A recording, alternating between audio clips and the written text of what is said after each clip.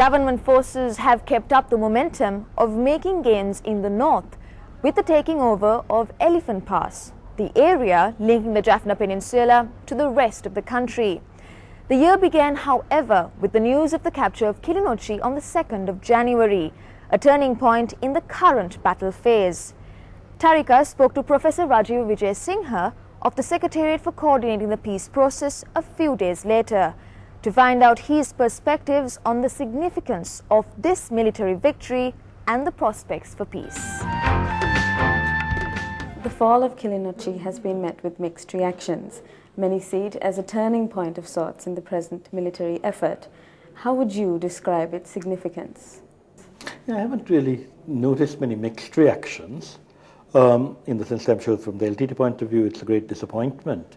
But I think it's something that we've known would happen. It's been slower than expected because the armed forces have been extremely careful and they had to meet unexpected blocks in terms of the Great Wall of Kilinochchi, which was built unfortunately. But I think it was quite clear that once the government decided that it had to move for peace through a democratic pluralistic solution, and once the LTT made it clear it wasn't interested in this, I think the military defeat of the LTT was perhaps inevitable because ultimately they have lived rather sadly, as it seems, on terror, and obviously the people don't want it. So I think this happened. I think the government was helped also by the Tamils in the Vanni, some of whom provided certain information which allowed for very precise attacks, which is why there was hardly any loss of civilian life. And I think in the process the government has made it very, very clear that its commitment to the Tamil people is unswerving. Its commitment to eradicate terrorism is equally strong. And what about the people in the Vanni? According to reports and video footage, it seems that Kilinochchi town is virtually deserted. What is the situation of the 100,000 or so population in the Vanni, in that town? Well, I think there were reports from early on that many of them had been driven away because the LTT has obviously decided that this is perhaps its strongest weapon, people. And whereas earlier, perhaps they could have claimed that they had support from people, their control has been increasingly brutal. I mean, this has been made clear by those who've managed to get away. In our discussions with those in the ITP shelters in Mana and Vahunia, they made it clear that it was repression. They had to almost struggle their way through the jungles because the roads southward have been blocked by the LTT, who have patrols to stop people. But I think we have to hope that the LTT will even now realize that you cannot continue to use people as a weapon. And signs are now, people are coming increasingly. And I think that in the end, the people, just as they did in Vakare, will break out of LTT domination and move towards, I hope, a better future. Now we know that the APRC process is a part of the government's plan for a political settlement. How will the latest military victory impact on this?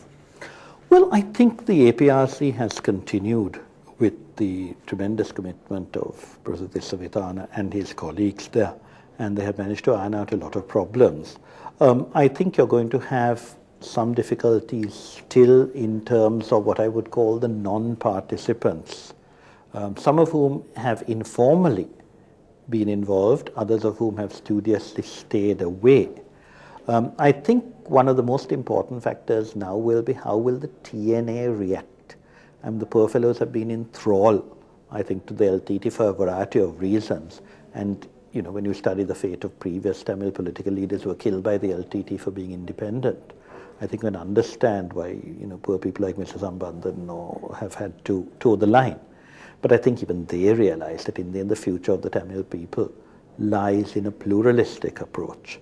So I hope that they will at least now begin to discuss things and work towards political reform. I also hope that now that Mr. Jayasuriya is back in the UNP, you will have a much more open-minded approach. Where he represented the UNP at the APRC and was an absolutely positive participant. And perhaps now that he's back and you have a more enlightened chairman of the UNP as well, Mr. Gamini Jayavikram, who also understands, indeed was the best practitioner of devolution in the whole history of devolution for 20 years, I think you will find a much more forward-looking approach than when the party was dominated by Mr. Wijesinghe. Now, everyone's wish is to see peace in the country and an end to violence. Yet, in Colombo alone, we have had 2 bomb explosions and the destruction of a TV station. While the bombs can be attributed to the LTTE, the other incident hasn't. People are concerned that this is a sign of more violence in the future. Would you like to comment on this? Well, I think one of the most important things is the restoration of the rule of law. And we have found there have been several allegations about breakdowns in law and order.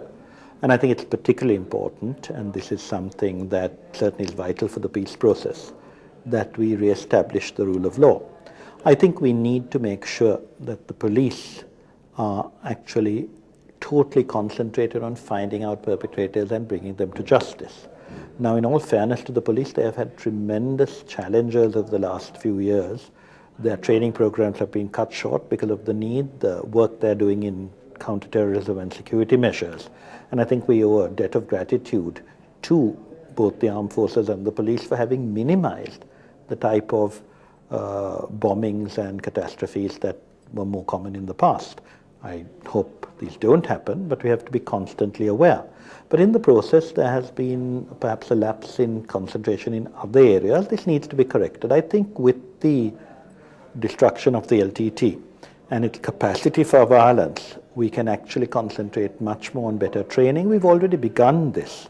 The present IGP has been very positive about much more solid training, about sending out instructions to the police to investigate everything.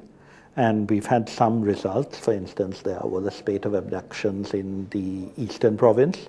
And when the police started looking at them, they actually found 2 gangs involved. After the rest, these were stopped. I think one major problem we've had is that some opposition forces have attributed everything that goes wrong to the government. I mean, as you know, there were even suggestions that General Janaka Pereira's death was somehow with the government. And this is the lunacy of what you might call an utterly selfish oppositional politics, compounded by some so-called advocacy organizations that have received unprecedented levels of funding. I'm not talking about YA TV in this case, but as you know, many agencies get a great deal of funds. And some of them, not you, have just used these to attack government, and this puts people's backs up. So sometimes police may not look into things because they are being brainwashed into thinking they're done by government, when in fact it's nothing to do with government. These abductions in the eastern province were not government, they were not the so-called paramilitary groups. But there's pressures on people. But I think we need all to work together to A, make sure that investigations take place, B, we need to strengthen the professional capacities of the police, more courses in things like detecting, in interrogation, in investigation. We need to strengthen, perhaps, and I think this is also a policy this government is now putting forward, of strengthening the institutions like the prosecuting capacities of agencies, so that we'll be able to deal firmly with any violations of law. Finally, from the perspective of the government and the Peace Secretariat, what developments are we likely to expect in terms of ending the war and achieving peace in this coming year? Well, I'm not a crystal ball gazer. I think one has to take things as they come. But I think what we can see is that if people are committed to principle, and I think there are 2 principles this government has enunciated with regard to its struggle against the LTT. That is, it is not going to compromise with terror, but at the same time it's going to treat the civilians as sacrosanct. I think the record of our forces is remarkable, and every day that passes in the world at large, whatever the theatre of war, you have horror stories which are unthinkable in Sri Lanka. I don't think enough credit is paid to them for their achievements, and I think that principle and the simultaneous efforts they are making to win hearts and minds, as with the Future Minds of Jaffna, as with the work that's being done. I mean, the IDP centers in Vavuni and Mana, what the army has provided in looking after them is much better than the so-called old IDP centers. And I think that commitment to human lives and individuals, of whatever community, is a principle that if taken further, And there are many people who are going to be against it, and I think we need to distinguish between true commitment to rights and the sort of propaganda we get from elsewhere. But if on a matter of principle we go forward, I think all the people of Sri Lanka will support the efforts of the government in this particular. Thanks for your insights, Professor Wijesinghe. Pleasure. Thank you. Thank you.